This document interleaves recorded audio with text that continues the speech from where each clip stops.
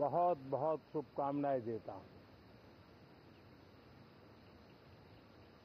आज संसद का मानसून सत्र का भी आरंभ हो रहा है। देश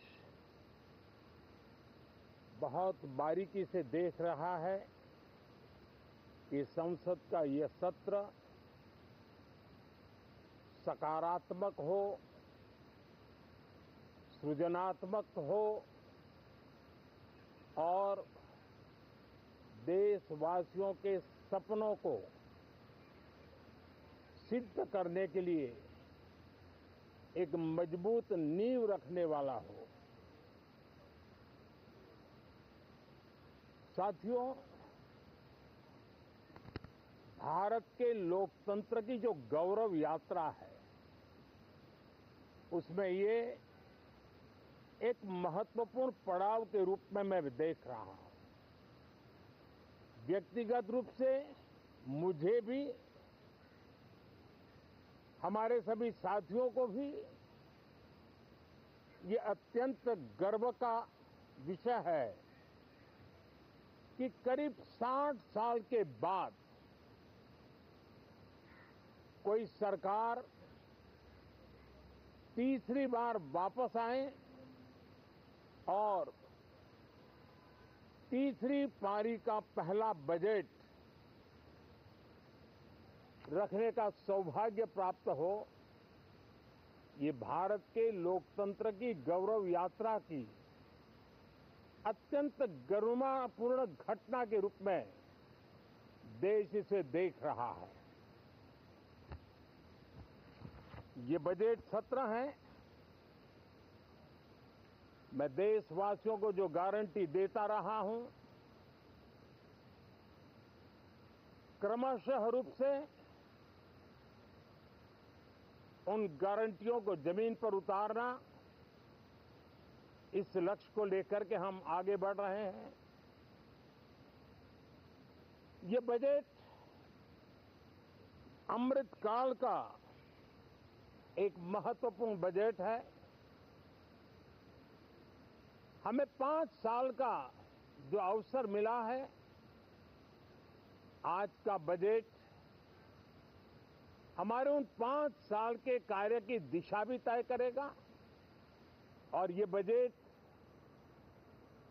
2047 जब आजादी के 100 साल होंगे, तब विकसित भारत का जो हमारा सपना है, उस सपने को पूरा करने की मजबूत नींव वाला बजट लेकर के हम कल देश के सामने आएंगे।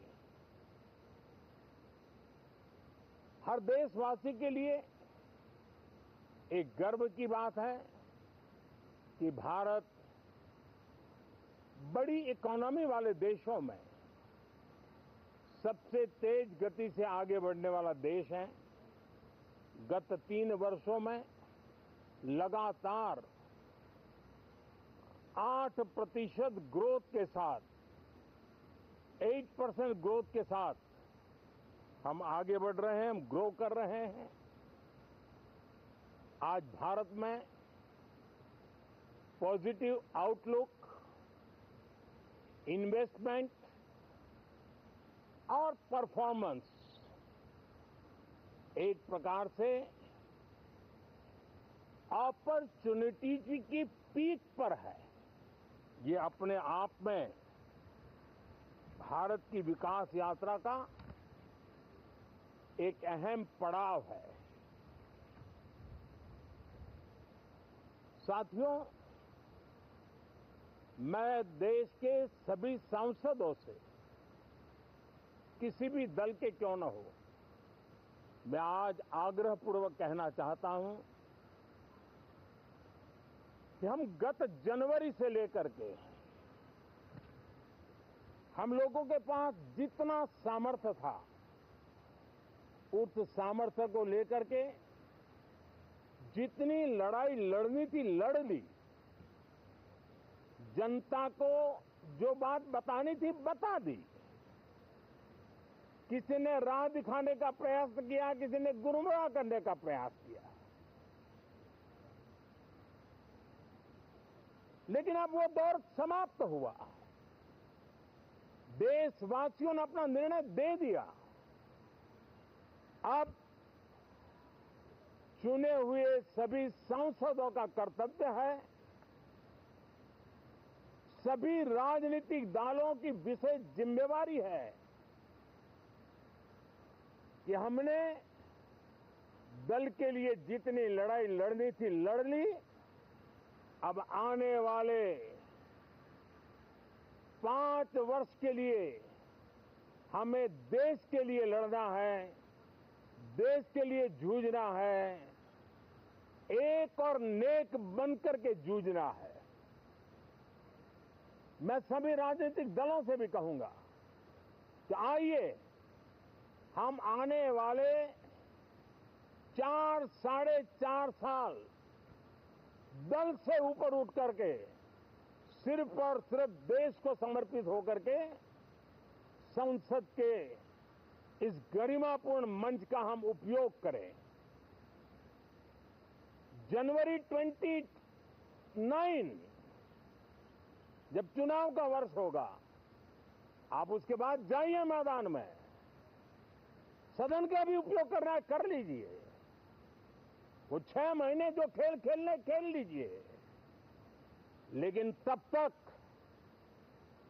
सिर्फ और सिर्फ देश के गरीब, देश के किसान, देश के युवा, देश की महिलाएं, उनके सामर्थ्य के लिए, उनको एम्पावर करने के लिए जन भागीदारी का एक जन आंदोलन खड़ा कर करके 2047 के सपने को पूरा करने के लिए हम पूरी ताकत लगाए। मुझे आज बहुत दुख के साथ कहना है कि 2014 के बाद कोई सांसद 5 साल के लिए आए,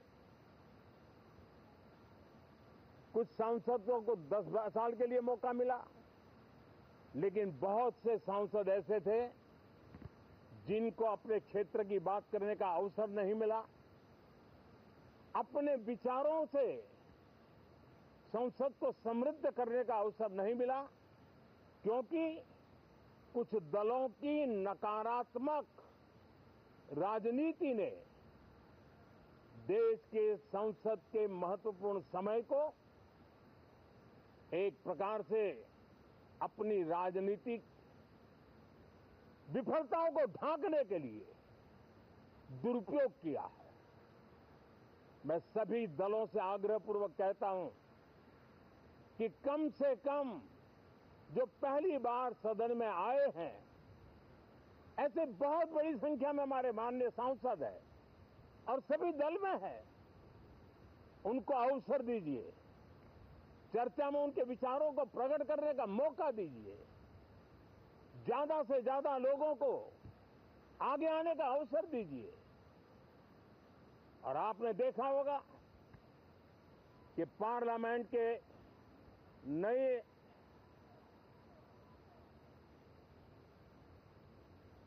संसद गठन होने के बाद जो पहला सत्र था, 140 करोड़ देशवासियों ने बहुमत के साथ जिस सरकार को सेवा करने का हुक्म किया है देशवासियों ने, उसकी आवाज को कुचलने का और लोकतांत्रिक प्रयास हुआ। 2.5 घंटे तक देश के प्रधानमंत्री का गला घोंटने का, उनकी आवाज को रोकने का, उनकी आवाज को दबाने का लोकतांत्रिक परंपराओं में कोई स्थान नहीं हो सकता है और इसका कोई पश्चाताप तक नहीं है, दिल में दर्द तक नहीं है। मैं आज आग्रहपूर्वक कहना चाहता हूं, देशवासियों ने हमें यहां देश के लिए भेजा है, दल के लिए नहीं भेजा है। ये सदन दल के लिए नहीं, ये सदन देश के लिए है। ये सदन सांसदों तक की सीमा तक नहीं है, 140 करोड़ देशवासियों की एक विराट सीमा करके ये लिए है। मैं विश्वास करता हूं कि हमारे सभी माननीय सांसद पूरी तैयारी के साथ चर्चा को समृद्ध करेंगे। कितने ही विरुद्ध विचार होंगे, विरुद्ध विचार बुरे नहीं होते हैं, नकारात्मक विचार बुरे होते हैं। जहां सोचने की सीमाएं समाप्त हो जाती है, देश को नकारात्मकता की जरूरत नहीं है। देश को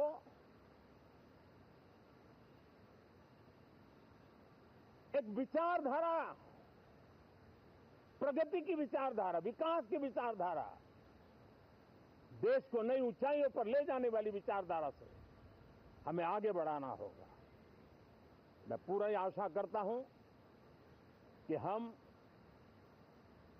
लोकतंत्र के इस मंदिर का भारत के सामान्य मानवीय की आशा आकांक्षाओं को पूर्ण करने के लिए सकारात्मक रूप से उपयोग करेंगे। बहुत बहुत धन्यवाद साथियों।